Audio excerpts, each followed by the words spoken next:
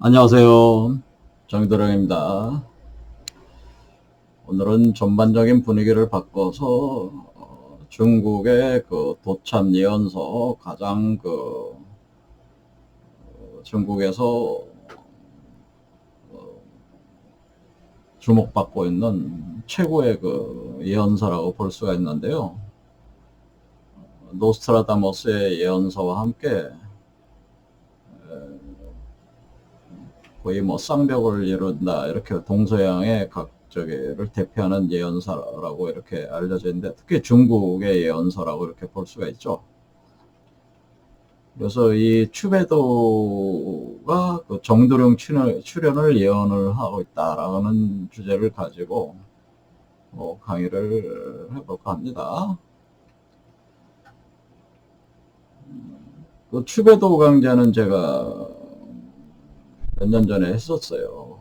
그런데 이번에 다시 그 도참, 전 세계적인 도참 사상들을 엮어서 15분 정도는 강좌를 진행하는 개념이기 때문에 추배도를 다시 또 해보는 겁니다. 추배도가 뭔지 일단은 조금은 알고 가야 되니까, 추배도라고 하는 것은 등을 떠민다는 뜻이에요. 등을 떠민다. 등을 민다라고 이렇게 민다. 밀추자니까 여러분이 뭐 문을 이렇게, 예전에는 그 문골이 있는 고기에 이렇게 미는 문이 있으면 추자가 여기에 쓰여져서 밀어라, 민다 이런 거거든요. 등을 민다 이런 뜻이, 등을 밀어라. 근데 이 그림이 추배도가 구성이 그 60개로 돼 있는데요. 이 그림이 그 60번째, 여기 60상, 60번째 있는 상이다, 그림이다, 그런 뜻인데, 그러니까 60번째. 그러니까 추배도라는 책 자체가 총 60개의 페이지로 이루어져 있다, 이렇게 생각하시면 돼요. 60개의 페이지가 있는데 그 페이지에 글과 그림이 있다. 그런데 이렇게, 그러니까 이 추배도라는 책이 이렇게 있어요. 중국에 책이 있는데 추배도 이렇게, 책들이 이렇게 많이 발간이 돼서 베스트셀러까지도 올랐습니다. 근데 이 추배도 책의 맨 마지막, 그러니까 60페이지의 맨 마지막에 이렇게 등을 떠미는, 그러니까 뒷사람이 앞사람의 등을 떠밀어내는 그런 그림이 있어서, 이 그림을 따서 요 그림에 따가지고 추배, 등을 민다. 여기에 보면은 불려 추배, 취기휴라고 돼 있어서 추배, 여기서 요 추배라는 단어를, 요 한자를 가져와서 추배도라고 이름을 지었다는 거죠.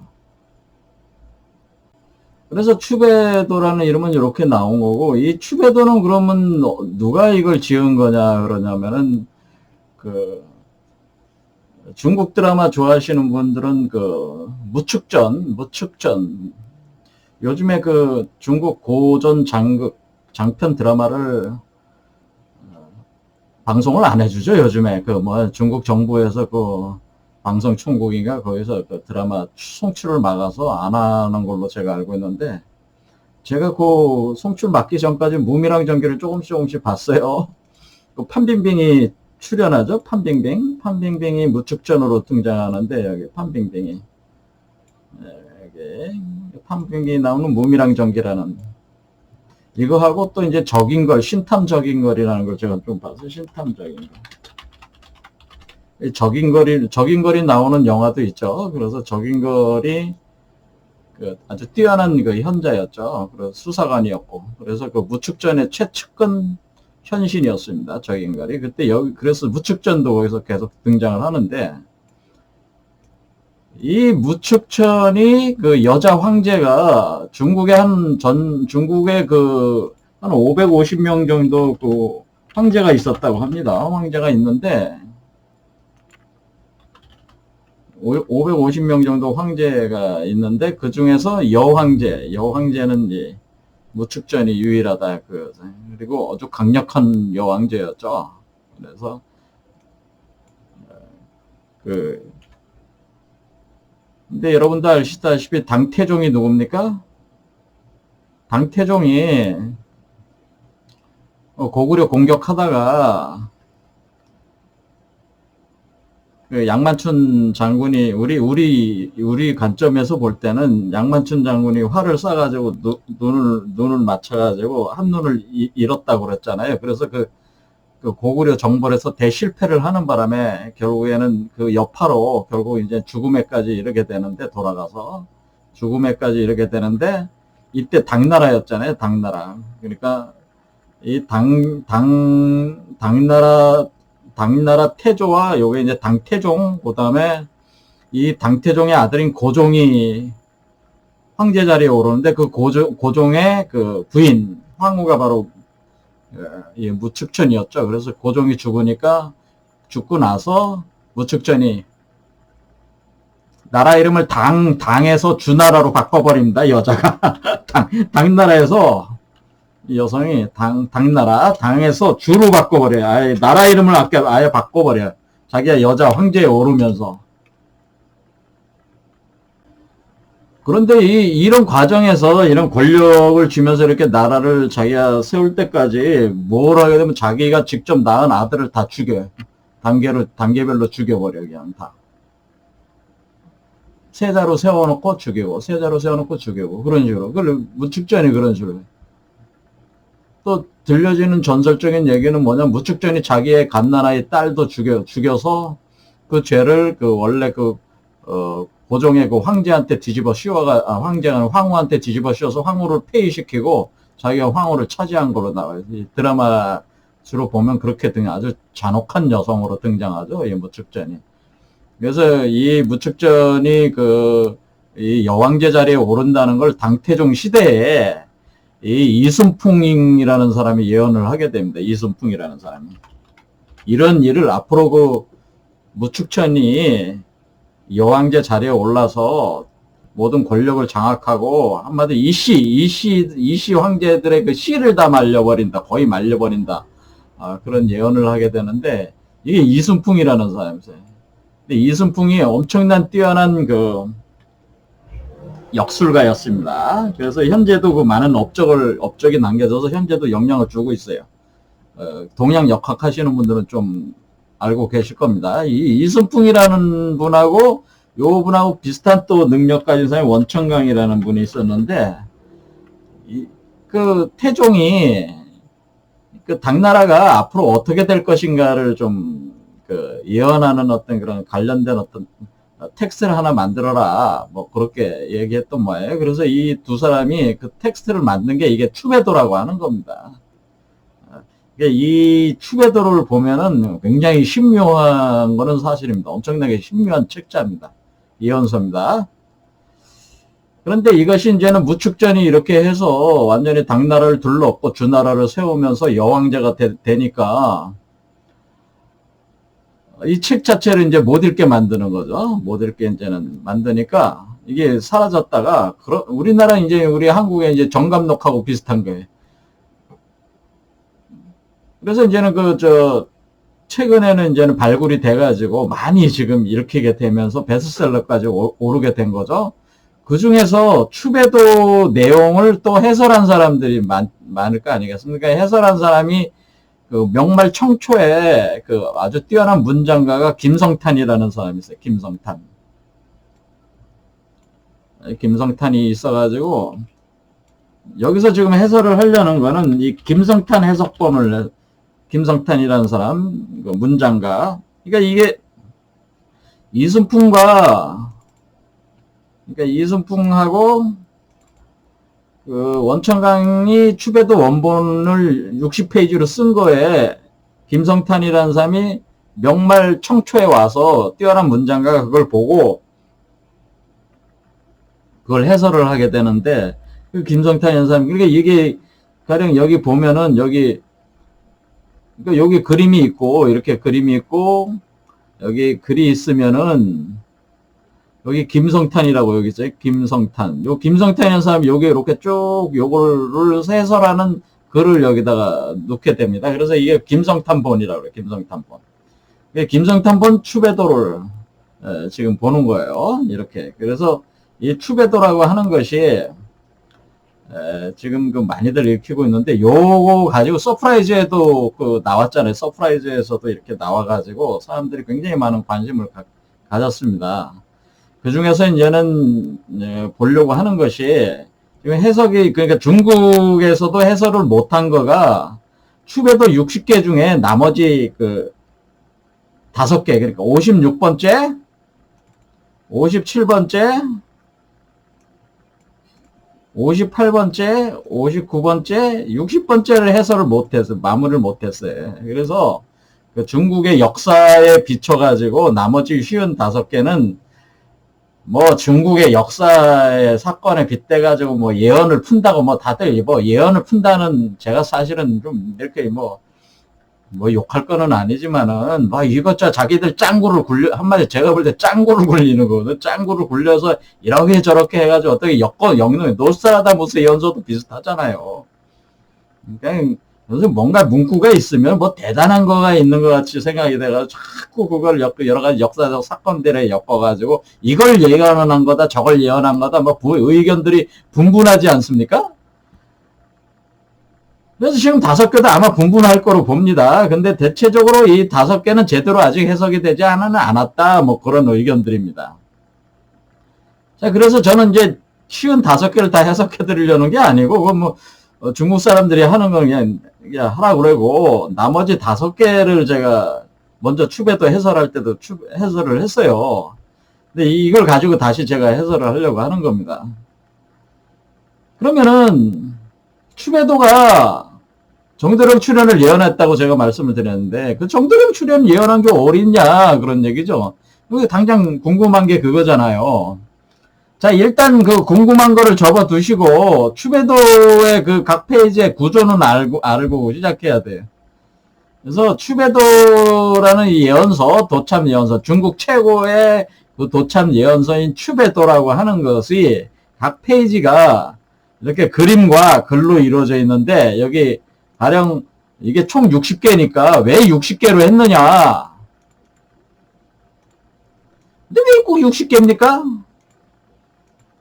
왜 60개냐? 60페이지냐? 이거요? 60피냐? 왜 60피냐? 왜 60이냐? 이거는 뭐냐면은 우리가 이제 간지 도수가 우리가 우리 동양에서는 그 60갑자를 쓴단 말이에요. 그러니까 60갑자에 맞춰서 한 거예요. 그러니까 60갑자가 뭐야? 60갑자라는 건 뭐 여러분 달력 보시면은 간지, 여러분 컴퓨터에 뭐 달력 뜨면은 거기에 간지 체크하면 간지가 똑똑 뜨잖아요. 그날의 간지, 그날의 어떤 시간의 간지도 다 뜨잖아요. 그리고 만세력 같은 것도 뭐 여러분들이 만세력 앱도 있잖아요. 그럼 만세력 앱 같은 걸 다운받아서 보면은 여러분 자신 생년월일 그 간지로 다 뜨잖아요. 그러는 것도 있고, 그 다음에 오늘이 만세력으로 간지가 어떻게 되냐 하면 이렇게 치면은 오늘에 대한 간지가 다 떠요. 이게 갑자, 을축, 병인, 정경, 무진, 기사, 경호, 신미, 임신, 개유 뭐 이런 식으로 쭉 하는데 이 60개니까 이것이 뭐냐면 이 간지라고 하는 것 자체가 일종의 역수 원리가 이렇게 우리가 하나의 패턴으로 이렇게 돌아가는 하나의 하나의 사이클을 표현하는 거기 때문에, 우리가 사실 추배도라고 하는 것도 시작부터 끝이 있을 거 아니에요? 그게 한 패턴으로 한 바퀴 딱 돈다? 했을 때 그걸 60갑자로 나눌 수가 있어. 쪼르륵 나누니까 60개로 표현을 하는 거예요. 그래서 60개로 표현하는 거고, 또 그래서 여기에 각 56상은 기미, 이렇게 기미, 그러니까 이게 쉬운 6번째니까, 자, 여기 쉬운 6번째면 기미라고 돼 있죠. 여기 보이세요? 기미. 자, 여기보다 1갑자, 2을축, 3병인 이렇게 가잖아요. 그리고 56 기미 이렇게 되죠. 기미. 요 기미잖아요. 여기 56번째 기미. 요게 바로 간지도수라는 거죠. 간지. 이렇게 60개로 만든 거예요. 자, 그 다음에 옆에 있는 게 곤하, 감상, 비다라고 하는 거는, 이거는 이제 주역 괴를 얘기하는 거예요. 그래, 곤괴가 아래에 있고, 감괴가 위에 있다. 그것이 곧 비다. 그런 뜻이에요. 그거는 뭐냐면은 주역을 공부하신 분들은 곤괴가 아래에 있고 감괴가 위에 있다. 그럼 비다. 비라는 괴를 잘 보면은 비라는 괴는 8번째에 있습니다. 그래서 수지비. 그래서 수지비라고 해서 이게 자, 물을 뜻하는 감괴는 위에 있고 곤괴는 아래에 있다. 이런 표현이죠. 아래에 있다. 요게 바로 수지비라는 거예요. 수지비. 그러니까 요게 바로 수지비라는 거예요. 요거로 가져와서 여기다 딱 넣으면은 요게 수지비구나. 수지비.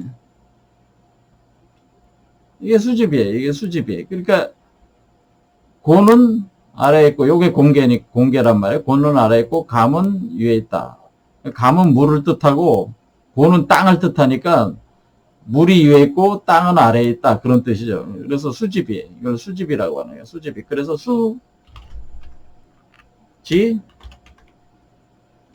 비. 이래서 수지비가 되는 겁니다.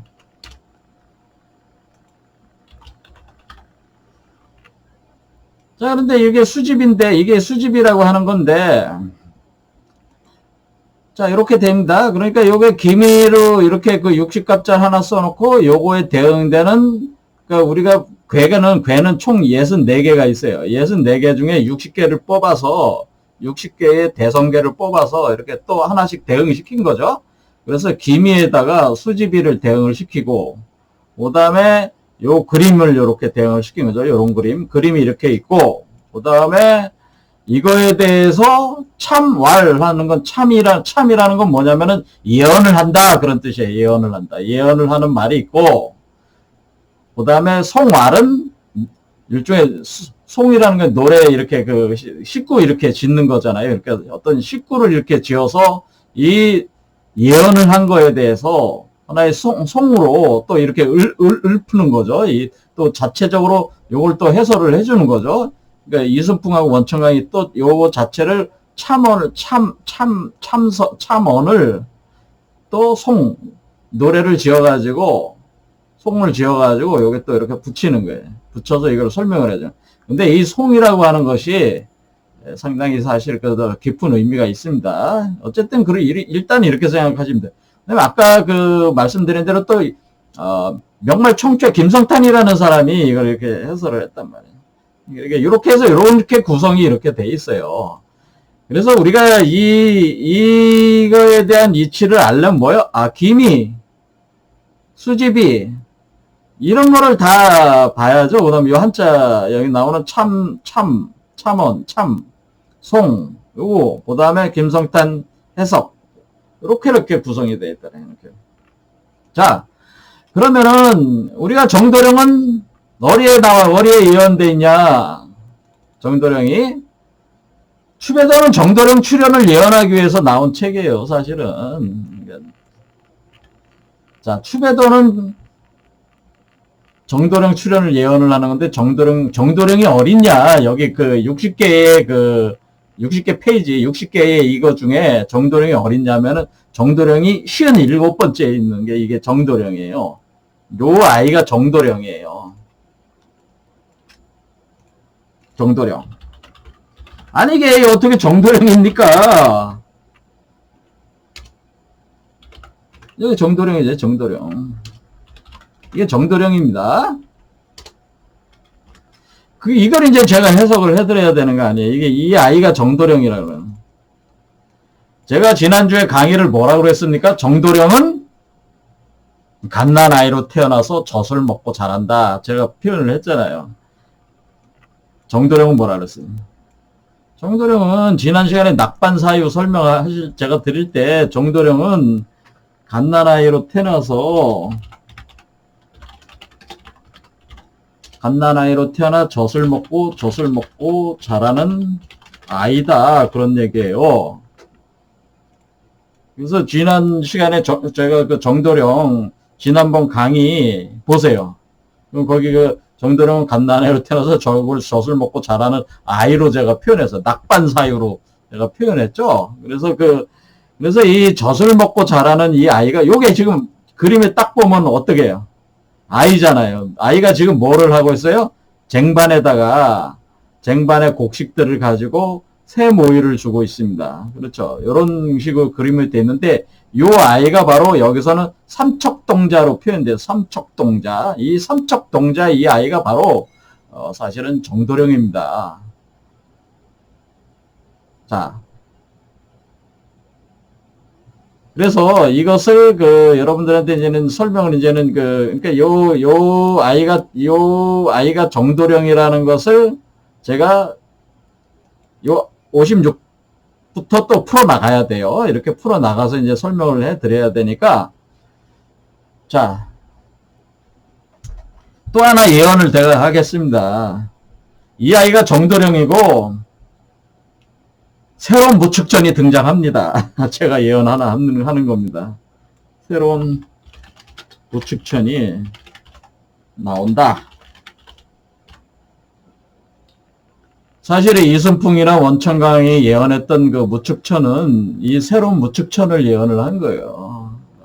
무축천이 측천무후라고 할 수가 있는데 측천무후가 뭐가 출현한다고 하는, 어떤 측천무후가 출현하느냐면은 진정한, 그러니까 당나라 시대 때 그 당을 멸망시키고 주나라를 세운 그 똑같은 그것은 역사적인 그림자로서의 측천무후이고, 진정한 측천무후가 출현을 하게 돼 있다, 그런 얘기예요. 그러면 그 참된 그 측천무후가 정도령의 관계는 과연 어떠한 관계냐, 그런 거죠. 그래서 제가 예언을 한 거예요. 측천무후가 출현한다. 사실은 이순풍과 원천강이 앞으로 도래하는, 출현한다고 하는 측천무후는 제가 예언을 하고 있는 이 측천무후를 사실 예언을 한 거예요, 그분들은. 근데 그 당시에 역사적 사건과 맞물려 가지고 그때의 측천무후가 역사적으로 그렇게 하나의 프랙탈 구조처럼 그렇게 돌아가게 돼서 투영이 돼서 그 설명이 됐지만은, 결국에는 오늘날의 새로운 측천무후가 출현한다는 것도 또 이순풍의 예언은 오늘날까지도 유효하다 이거예요. 측천무후가 탄생한다고 하는 것은, 측천무후가 출현한다고 하는 것은. 그리고 또한 57장은 57에 나오는 이 그림은 바로 정도령의 출현을 예언을 해놓은 겁니다. 그러니까 이 이순풍 원천강이라는 분은 굉장히 그 고절하신 역술학자들이었다라는 것을 제가 이 글들을 보면 굉장히 놀랍습니다. 사실은 굉장히 놀라운 문장들로 돼 있어요. 그래서 이거를 다음 시간부터 제가 축에도 나머지 5개 중국 사람들이 해설을 못했다는 거 제가 해설을 해드리겠습니다. 오늘 여기까지 하겠습니다. 감사합니다.